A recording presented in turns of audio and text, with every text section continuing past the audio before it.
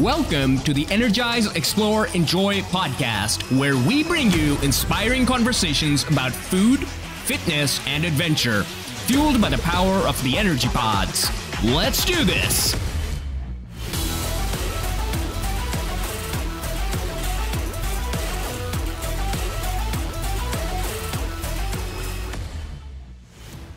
Welcome to another episode of the Energize, Explore, Enjoy podcast. Today we dive into the world of global health with the incredible Dr. Eliza Dunn. As an emergency medicine physician and medical toxicologist, she's making a sustainable impact in healthcare. Get ready for an inspiring conversation that will broaden your horizons and motivate you to make a difference. Hey there, listeners. This episode is sponsored by the ever-amazing KG Food Company's Energy Pods. Are you ready for a flavor adventure? Get ready to taste white chocolate strawberry, breakfast mocha noir, and the fan favorite chocolate nova. These pods are not only delicious, but also are packed with protein, healthy fats, and minimal sugar to keep you going all day. Plus, they come with a built-in spoon for your on-the-go snacking needs. So, don't wait another minute. Head over to kgfoodco.com, kgfoodco.com, and order some energy pods to fuel your life. I'm Dr. Eliza Dunn. I'm an emergency medicine physician and a medical toxicologist, and I am the medical affairs lead for Bayer Crop Science. And many people scratch their heads and say, how did an emergency doctor get into agriculture? The answer is I took the scenic route. I did some relief work when I was in college in Haiti, and I was in concert production when I was in college and was thinking of a career in rock and roll. And this little kid, Fritz, who was the first kid I ever saw with malnutrition, changed my whole life trajectory. And so anyway, he was the first child that I saw with malnutrition, and I thought, I want to do something different than concert production. So I went and eventually went to medical school, did emergency medicine in order to be able to do humanitarian work, and then realized I was a jack of all trades and a master of none. So I went and furthered my education by doing a toxicology fellowship at NYU, and then came back to St. Louis and started a medical toxicology fellowship at Washington University in St. Louis.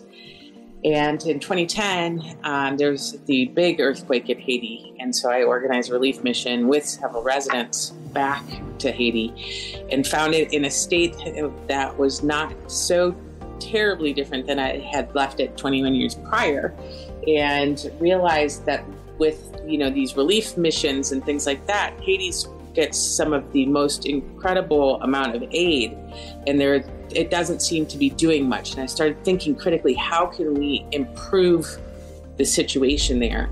And realized that I was seeing, once again, lots of malnutrition and lots of insect-borne illness. And so with that in mind, I got offered a job at what was Monsanto.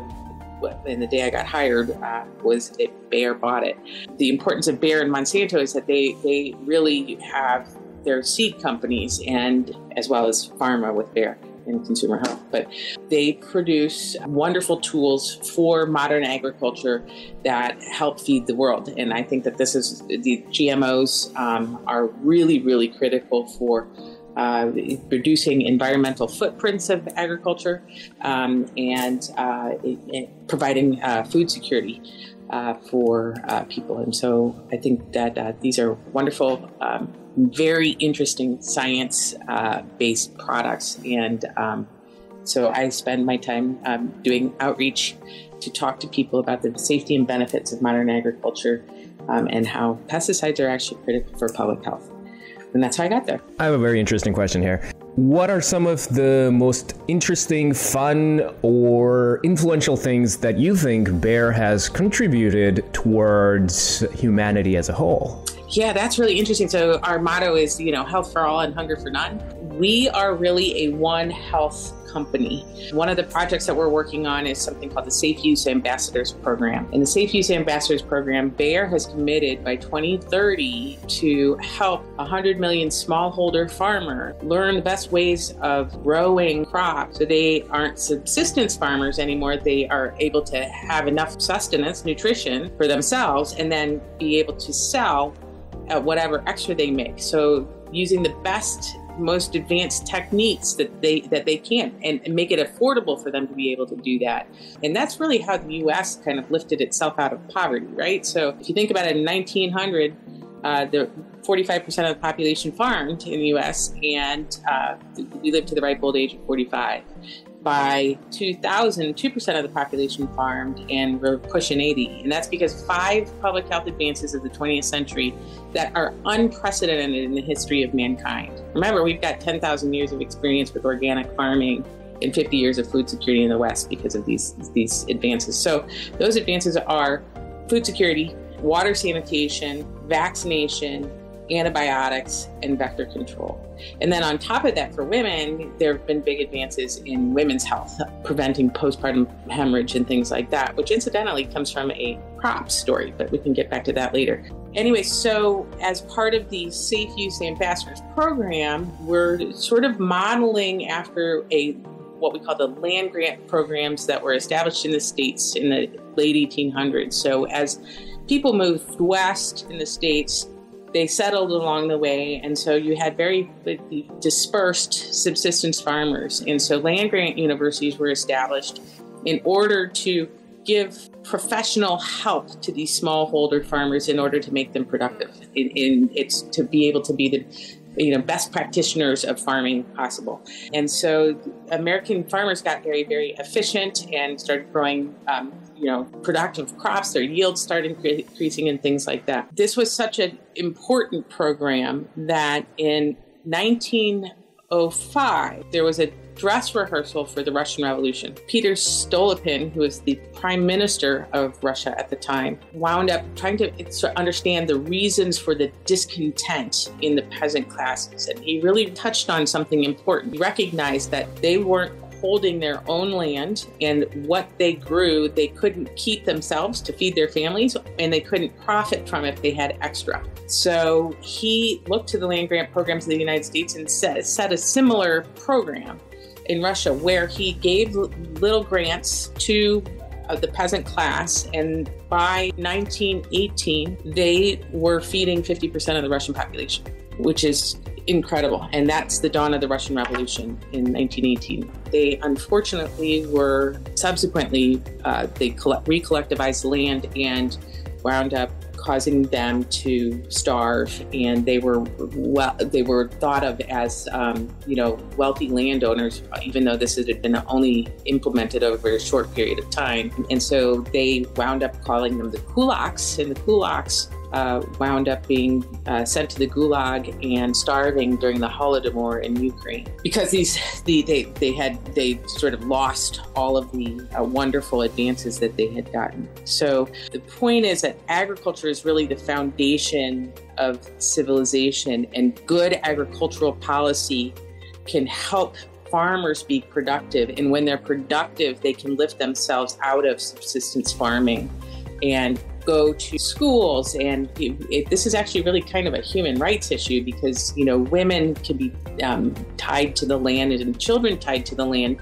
Just feeding them, they're working hard to feed themselves doesn't free them up to be able to do other things like go to school or get a job or things like that. So food security is really the basis of civilization, and bad policy actually causes starvation. So we saw that in Ukraine in the late 20s, and then we saw that again with the Great Leap Forward in China in the 50s.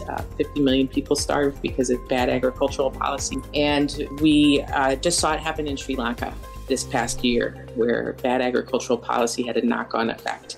And now the country's really in significantly bad shape. But good agricultural policies wind up helping people go from, once again, 45% of the U.S. population farmed in 1900, and now we're down to 2%, and they are incredibly efficient, productive farmers, and their footprint the environmental footprint that they have is significantly lower than it has been in the past, because if you're all going to farm organically, you need, much more land, much more water, and much more input in order to produce the same kind of yields that a growing world needs. And so that's what the Safe Use Ambassador program is aiming to try to help smallholder farmers achieve those gains in that productivity, so they can have some economic benefit for themselves, food security for the rest of the world. And that's the ag side of it. And we also have a medical side of it, where we're trying to train physicians and rural healthcare workers to help rural communities have best practices in healthcare. So how to manage heat stroke, how to manage traumatic injuries, how to manage snake bite, pesticide exposures, and a variety of things. And so Bayer's really a One Health company, and there are not many companies like that. And it's an incredible opportunity to work on programs like this. We talked about policies. As a normal consumer, or maybe if I'm a doctor or a nutritionist or anybody who's playing a very key important role in influencing people's lives, how would I know if a policy is good or bad, is something that's progressive or regressive, considering my limited understanding of what's going on around me? Yeah, and that's what's really tough, because there's a lot of people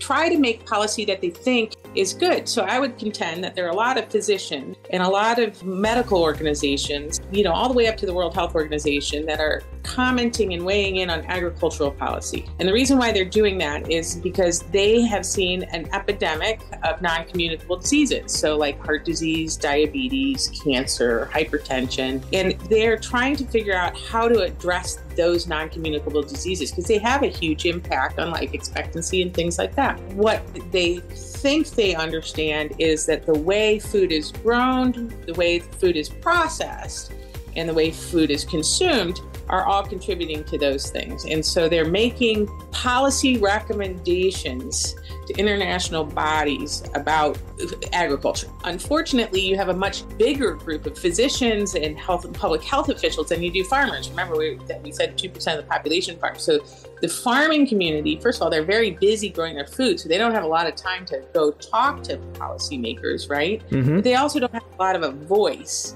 and to be able to say why what they're doing is so important, because such a small percentage of the population farms and such a small percentage of those growers are in advocacy circles. I kind of like to think of it like this. If a bunch of farmers got together, or ag policymakers got together and said, we don't like antihypertensive medicines because they have side effects, and those side effects, are troublesome for us. They make us dizzy, they make us bored, we have a whole bunch of things. So since we don't like them, we're going to go lobby international medical organizations to ban antihypertensives. Physicians would be like, whoa, you're going to have strokes and heart attacks, and that's not a good idea. But you can find all sorts of papers saying that there's side effects of antihypertensive medicine, right? So this is a similar situation where people think they're doing the right thing, but they aren't getting necessarily the right information to make the best decisions. So that's why I think it's so important to have a good understanding of good agricultural practices before having a professional organization that is not related to ag making recommendations. Now, why are we seeing this epidemic of these diseases?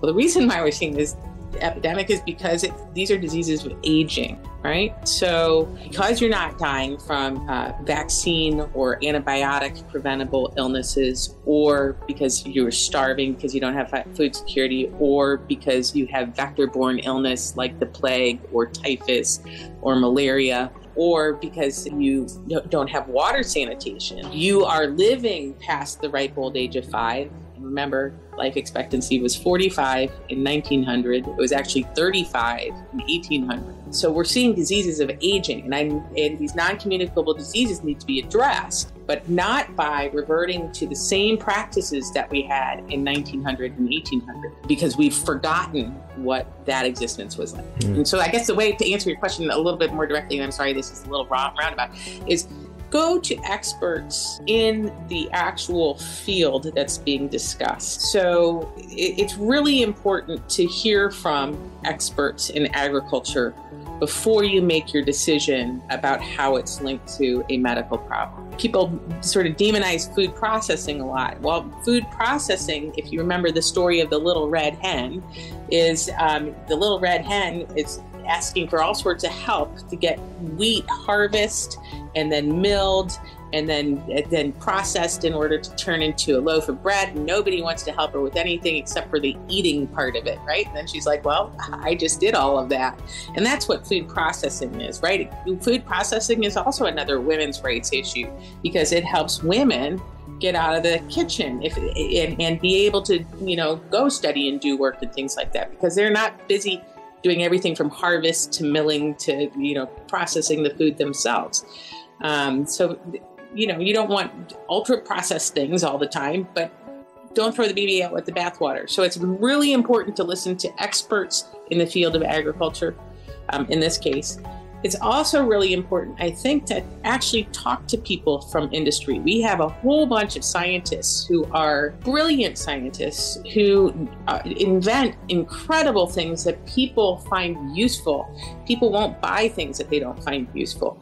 And what they do is they also help academics get wonderful ideas off the shelf of a laboratory in a university and put that product through the regulatory requirements, go through all of the 10 years and billions of dollars that it takes to get a product off the shelf and out into the world to help people. So that holding industry at arm's length because people are concerned about industry, I understand that industry has conflicts, academia has conflicts, everybody's got conflicts, but it's really important to try to understand the science around these topics before making decisions. And so I would encourage people not to say, oh, I can't listen to this side because they're from industry, or I can't listen to this side because they get funding from this organization. I think it's really important to hear and have open discussions about the science before you're making a policy decision. And the whole thing about female empowerment is very important because I've lived that life where even my own mother, for example, she would be working a full-time job. She made more than my dad did, and she was a master's in physics. So we had Einstein and Newton jokes all day long. But the point was that she was very busy, and she would still, despite her schedule, put food on the table 3 times a day. That was very taxing, and by the end of the day, she would have very little time to spend with her kids. And that was one of her regrets later in life, that she wanted to spend more time with her kids and family. So, I would love to just participate in a crusade that is aimed towards empowering women. So I'm totally game for that. One question I had, very interesting, because we were just talking before we started to record the show, was the discussions on social media, Twitter Spaces, and all that kind of jazz. I'm very curious, since I live under a rock. We both are pretty busy people, I'd imagine. But What do you think? Is there a disconnect between what happens on social media versus what's happening in real life when it comes to agriculture? Yeah, I think so. It's interesting. Twitter Spaces doesn't talk a lot about agriculture. But once again, food security is one of the things that makes it possible for us to be sitting here having this conversation. So I think that social media could actually be a valuable vehicle for improving understanding about agriculture. So 2 things. There is a dearth of, there are just not enough people who are good at scientific communication. So you've got a real need, and the COVID experience has demonstrated how scientific communication is really needed, so people can actually understand what is happening around the world, not just with agriculture, but with medicine and a variety of things. So Twitter Spaces could be a wonderful place for that scientific communication to take place. So what Twitter Spaces is it's really becoming a new avenue for media. As the mainstream media is sort of losing credibility on both sides of the aisle. You know, if you watch Fox, you're people think you're right wing. If you watch CNN, people think you're left wing. People are starting to get too divided along those lines. And what Twitter is supposed to be is it's kind of like the marketplace of ideas. And so it's a wonderful avenue for real discussion about things if you don't get into a complete echo chamber. So I've been participating in discussions around the COVID vaccine on Twitter Spaces. And you can get into discussions with people who are anti-vaccine, and you can get into discussions with people who are in the middle, and you can get into discussions with people who are pro-vaccine. And I really try to bridge the gap, not for the anti-vaxxers per se, like the true dyed-in-the-wool anti-vaxxers, but the people who are really confused, who are hearing mixed messages about vaccines and things like that, and really want to know and want to hear both sides so they can make a good decision. I think that Twitter Spaces is becoming the place where you can have a discussion and go and listen to different opinions and make an informed decision by having access to those discussions. But there are not enough people who do scientific communication who can bridge. I like to say there are corporate communications teams from companies or university communications teams that will talk sort of generally about a scientific topic, but they may not have the scientific expertise to get into a deep discussion. And then you've got the scientists themselves, where if you are not a PhD in their field, you're in a very deep discussion, and it can be hard to understand what they're saying. There's a need for a middle ground in communications where people who have a scientific background and can take scientific data and interpret it for lay people in a variety of different fields, where you can have discussions with those folks. Okay. And so Twitter Spaces is turning out to be a really good place to go find that expert. But there are not enough people with scientific backgrounds doing it.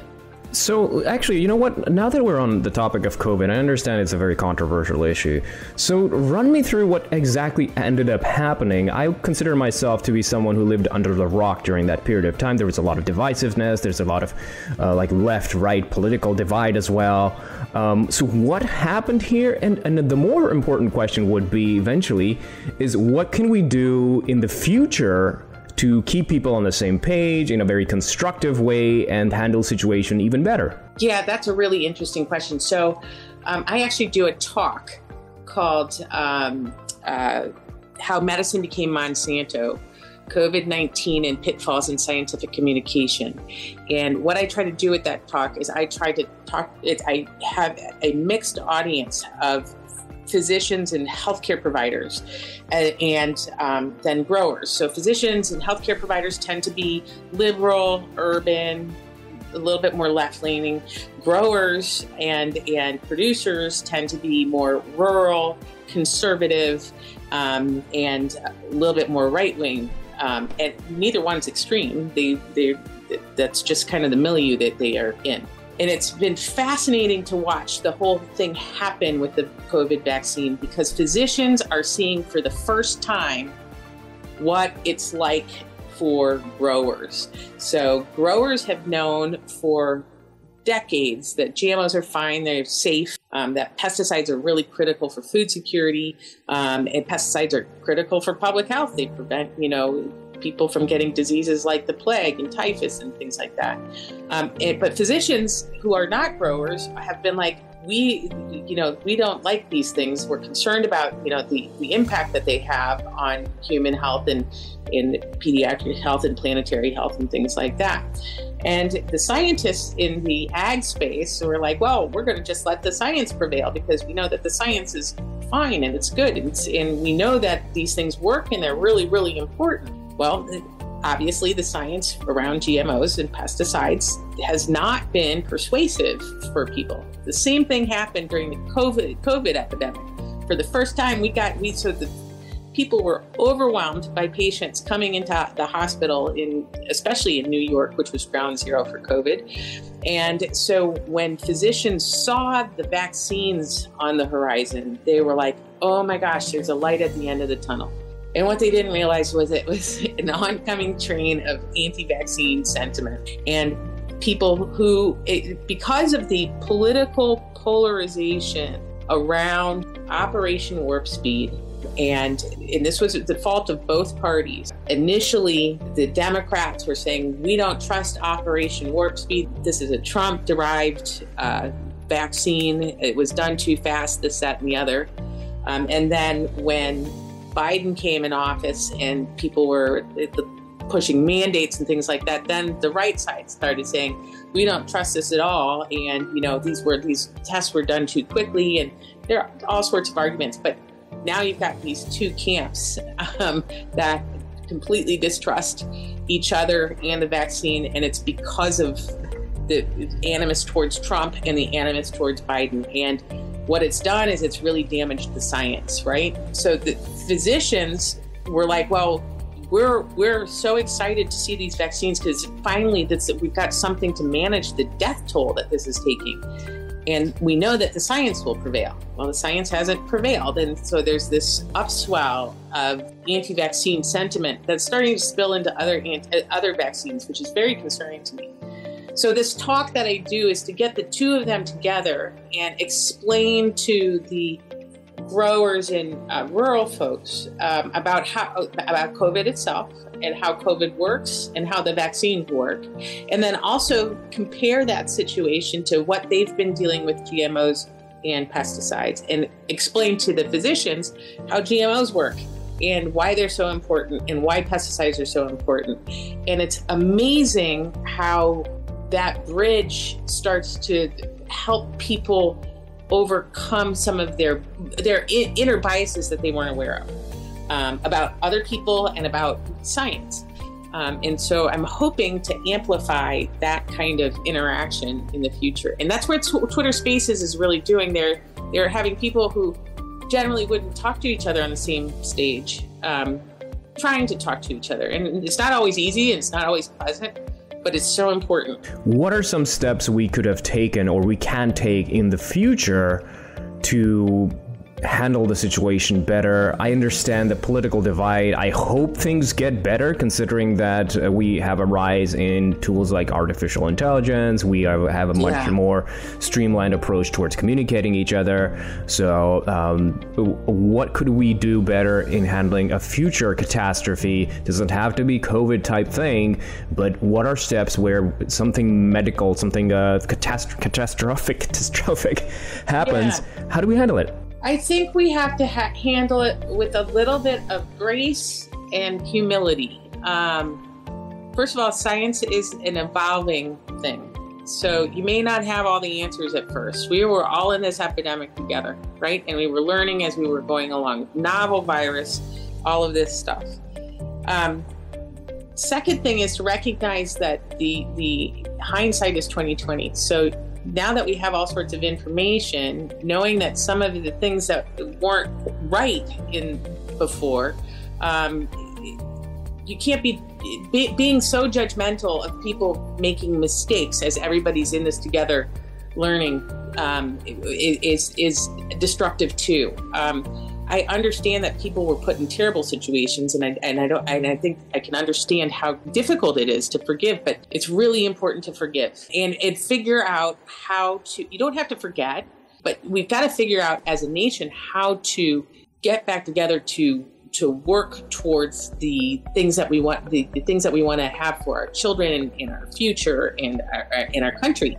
And so once again, have grace and humility, and then also have some room for forgiveness, even though that's really hard. Now, so where could doctors have done better in this, because doctors were overworked.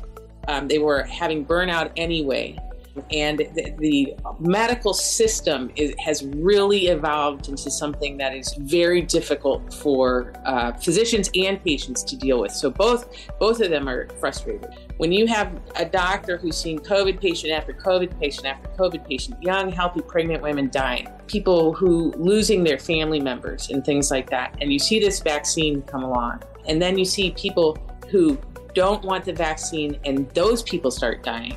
And then you see people who are actively campaigning against the vaccine. They get pretty upset about that and they get angry. And they have been condescending in their tone towards people who have questions rather than people who are actually actively sabotaging the vaccines, right? So we needed to have a little bit more humility as a group of doctors it's very hard to be patient and very hard to be, but we made mistakes. We said that cloth masks were important. Cloth masks, I mean, you might as well be hitting a mosquito with a tennis racket, because cloth masks don't help with this particular virus. Very, very early on, Tony Fauci said we don't need masks, and that turned out to be wrong advice too. So a lot of different signaling was coming out of different places, and we would not entertain the idea of, alternative viewpoints. And I think that really created a whole bunch of distrust, and that out of that distrust grew a bunch of activism that's really backfired against really important public health advances. I mean, these COVID vaccines, the technology with them has the potential to cure cancer without using chemotherapy. Hey listeners, before we jump back into our fascinating conversation, let's take a moment to appreciate the delicious goodness of KG Food Company's Energy Pods. These delightful pods come in a variety of amazing flavors, like white chocolate strawberry, breakfast mocha noir, and the ever-popular Chocolates Nova. And they're not just tasty, they're also packed with protein, healthy fats, and minimal sugar to keep you fueled throughout the day. Perfect for when you're on the go, these energy pods even come with a built-in spoon for your convenience. So, go ahead and treat yourself to these mouth-watering pods that'll make your taste buds dance. Visit kgfoodco.com, kgfoodco.com to grab your favorite flavors. And now, let's get back to our inspiring guest. How's that? Just sort of to side effect. The curious person of me just gets the better of me. So your immune system normally manages small cancers that you get, right? And usually they see an ad that your immune system recognizes a funny looking protein on a cancer cell that the rest of the cells don't have, and says, we got to get that. If that cancer cell escapes immune detection, right? It grows and it metastasizes and things like that. And before you know it, you've got a big mass and you've got a big problem. You could, using mRNA technology, you could take one of your very own cancer cells, which has abnormal proteins on it. You could program your immune system by using mRNA to figure out what that protein is, right? You could inject just the protein itself, and your immune system will be programmed to combat that. So it will go and find the cancer cells by itself and kill the cancer cells without chemotherapy. Because mRNA will code, so that for COVID, what the mRNA vaccine does is mRNA is basically a recipe for a protein. And your cell are like a kitchen. And when you get the mRNA, it goes to the oven, which is like a ribosome, is the machine in the cell that's like an oven. And then you have these sous chefs bringing in amino acids, which are like the ingredients for a protein.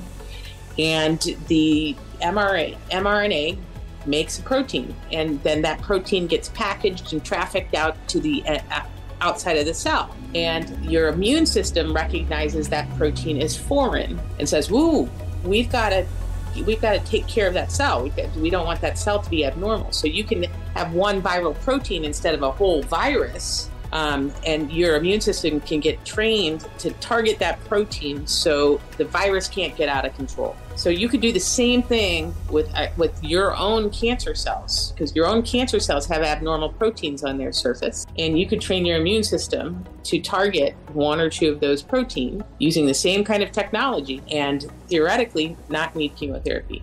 That's how important this research is. And because people are so concerned about COVID and how it was rolled out, they've lost faith in this particular type of technology, and it's really unfortunate. One of the things that I noticed is a significant player that probably turns off a lot of people is the social political divide. That seems to be huge when it comes to people trusting somebody or not. And even if somebody is relatively sort of neutral, because they start to gain some influence, their narratives gets twisted into a certain way that what they're saying isn't exactly what they're trying to say. And so you see where I'm going with this? So how can we sort of work around that kind of stuff? Yeah, I think once again, it's really important not to make assumptions about other people's political beliefs as well. So, a lot of people, because I'm pro-vaccine, they think that I have this whole very, very, very liberal worldview, when in fact my worldview is very, very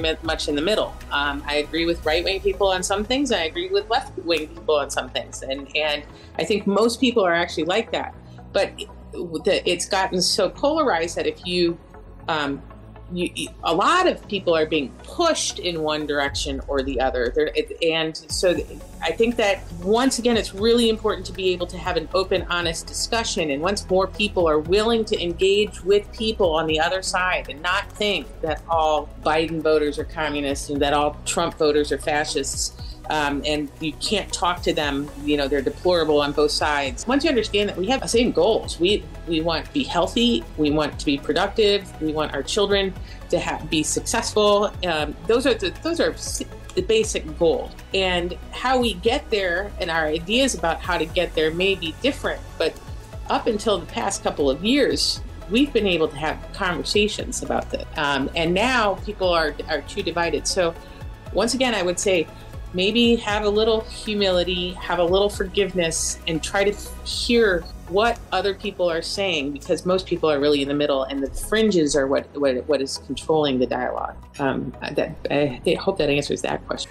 Yeah, that's great. I think that myself as well, I don't follow any political system per se. Like I said, I live under a rock, so a lot of the times people are my eyes and ears, and based on the little that I do engage in, I'm pretty sure I think I'm somewhere in the middle too. It's like, oh, that guy makes sense. Oh, now that guy makes sense too. It's like, okay, I don't know where to reach a conclusion here. There's too many nuances now. So that's where I am, and I guess that's where a good science helps, is that you start to converge towards something that people can generally agree upon rather than continue to argue about it. Yeah. Science is, once again, science evolves, right? As we learn about things, our knowledge gets better and better and stronger, right? We learn that things do or don't work. So, for example, early on in the COVID epidemic, people were wondering about hydroxychloroquine, because in a petri dish, it seemed to prevent the virus from getting into cells, and they thought this might be a good idea. So Sanofi donated a whole bunch of hydroxychloroquine to research that. Right? And hydroxychloroquine has been used in lots of different diseases. So people were familiar with using it, right? But that got so politicized. First of all, it doesn't work.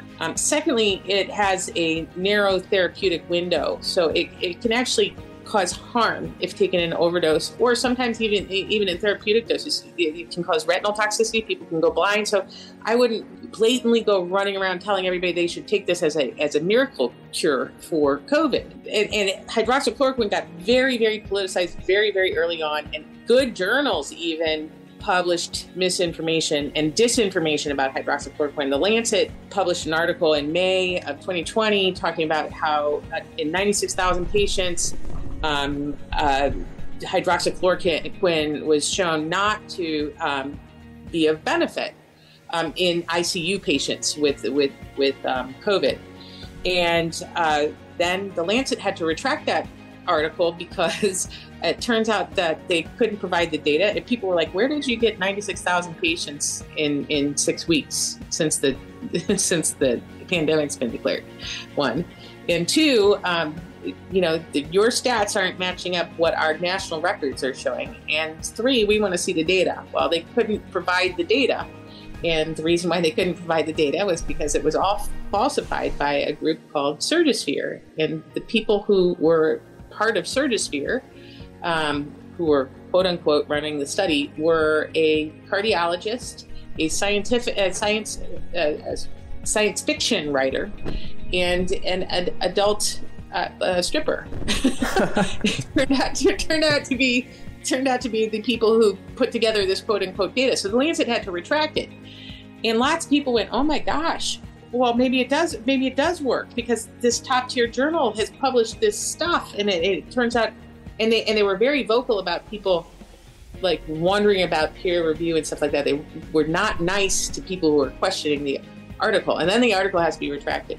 So that set the stage for all sorts of medical misinformation, right? And so you had people claiming that vitamin D and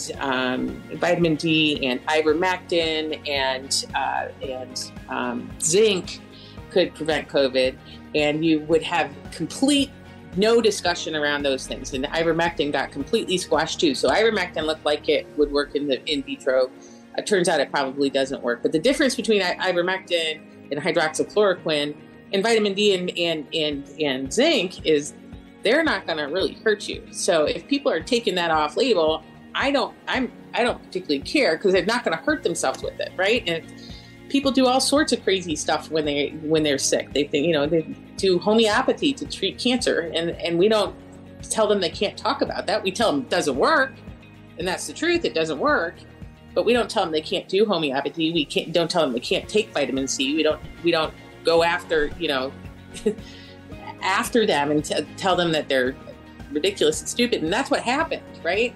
And so people, and then there was scientific organizations in journals publishing, it works, it doesn't work, it works, it doesn't work, it does work, and then people got into a big fight and they stopped talking. And that's where the whole narrative about COVID fell apart. So I think, once again, I'm agnostic when it comes to vitamin D and zinc and ivermectin, but the vaccines really are important, and they do work, and they work well, and they're wonderful science. And so I'm not so wedded to my personal version of what I think about the left or the right, or zinc and vitamin D and the vaccines. On the other side, you've got these charlatans who are really taking advantage of people using their MD degrees and selling supplements, quote unquote, at very, very high prices, and doing consultations in thousands of dollars that have no efficacy whatsoever, and saying that will dissolve the spike protein, or that will prevent you from having strokes that are induced by the vaccine. So you've got real grifters that are in this conversation as well. And it makes it difficult for patients. Yeah, the whole grifting part is just absolutely crazy. One thing that I would like to also ask about you is some recent developments have started happening. Every time you go to Twitter, there's always a thread about how to maximize AI or ChatGPT and all that kind of stuff. And then there's also the discussion about these journals, these scientific journals. A lot of the times people complain that they're taking something for free and charging people for that. So what do we see in the future of this sort of scientific discovery? Is there something positive up on the horizon here where better scientific research can be expected? Like, how do you make sense out of this stuff? Yeah, so I think science is in a really interesting moment. I think the innovation that is coming out of every field of science is just unprecedented. It's amazing. It's everything from AI to biotechnology to gene editing and curing diseases that you never thought you could cure before. Using crops the thought of using crops to be solar powered generators of medicine. If you think about your medicines, a lot of them come from plants anyway. If you could grow whole crops that are, instead of buildings to produce these things, a whole variety of really cutting edge, fascinating science. But there's some headwinds to it. So the headwinds to it are publishing in general is in trouble. So there's been a move for open access publishing, which is really important because, when we were developing HIV medicines, for example, a lot of that research took place in patients with large populations of HIV. And so Africa was the continent. There was a lot of research going on HIV. And the very same doctors who would have done the research and the patients who were participating in these trials and things like that couldn't get access to the journals that their results were written up in because the barrier was that they were too expensive.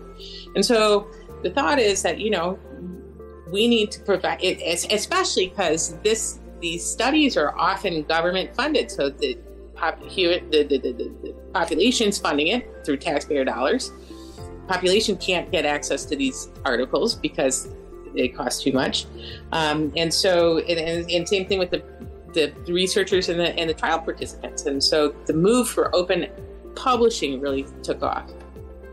And what happened with that was then the authors started having to pay thousands of dollars to journals in order to have open access. And so that was a barrier for publication. And for academics, your career is based on the number of publications that you have and what high quality journals and stuff like that. So it became financially difficult. It would come out of their grant money for every article that they would want to publish in open access. And so the journal editors are often not paid either. So you've got peer review that are doing peer review on the side for a journal that's getting all sorts of money from either subscriptions or authors' payments and things like that.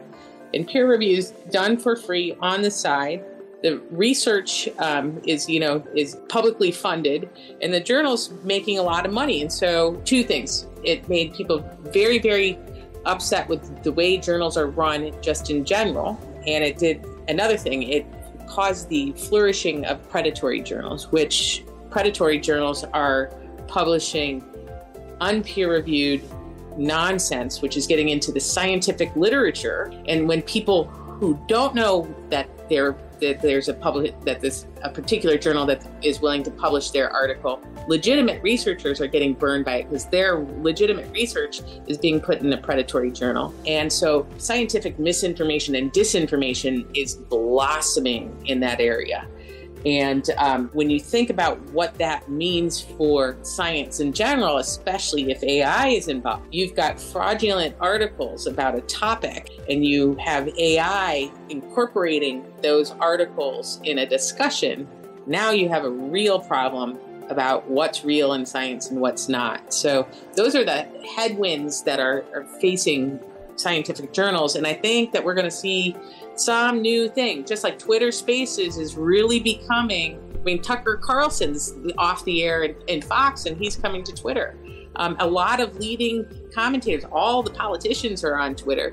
So I think we're going to see a seismic shift in scientific publishing, and how to make sure that you're getting the best information is going to be a really important thing to think about, and how to discern what's right and what's not. And I almost think that if you look at outcomes might have to be one of the sort of things that you hang your hat on when you're thinking about things. And unfortunately, if you look at evidence-based medicine, we always talk about evidence-based medicine. We want to see a randomized double-blind controlled study where patients have a better outcome.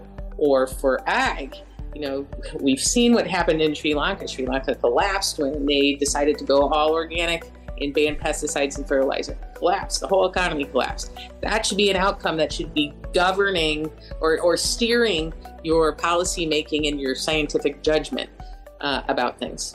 That's crazy. One of the dreams I ever have, ever since I was a kid, I was very much I wanted to become a researcher. That was my dream. Not an entrepreneur, not an engineer, none of that stuff. Research, because I was always into getting into the nitty-gritty of stuff. I would love to see something in the near future where doing research becomes a lot more accessible. That would be so amazing. But I don't know how that's going to be possible, but if there's someone who does that, I'm all in. Is there something you would like to discuss? Because I took about an hour of your time, so I don't want to spill over. So is there something else? No, this is all good. This is all, this is all really interesting stuff, and it's been fun to talk to you. Sounds fantastic. And for the previous podcast that you did with our Keto Geek podcast, I'll link there because there's a lot more gems of information that people can listen to on that show as well, especially when I think we talked a lot about GMOs as well. Yeah. So any final words and your final plugs, how people can find you? Oh, yes. You can follow me at Dr. Eliza MD on Twitter. I do a lot of threads, and I respond to people's questions directly as much as I can.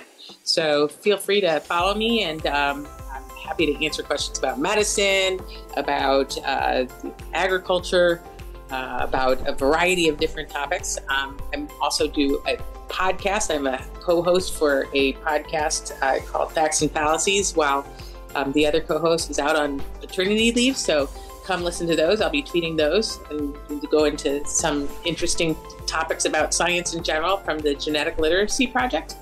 And that's what I'm doing for these next couple of days. So it's great to talk to you. Awesome. Fantastic. Thank you. Thank you for joining us on this incredible episode with Dr. Eliza Dunn.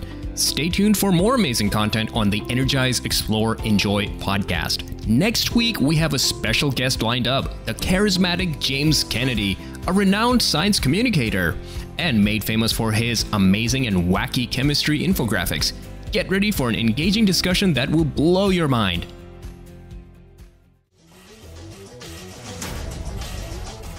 Thank you for listening to our podcast. If you enjoyed today's episode, please rate, review, and subscribe to our Energize, Explore, Enjoy podcast on your favorite podcasting platform.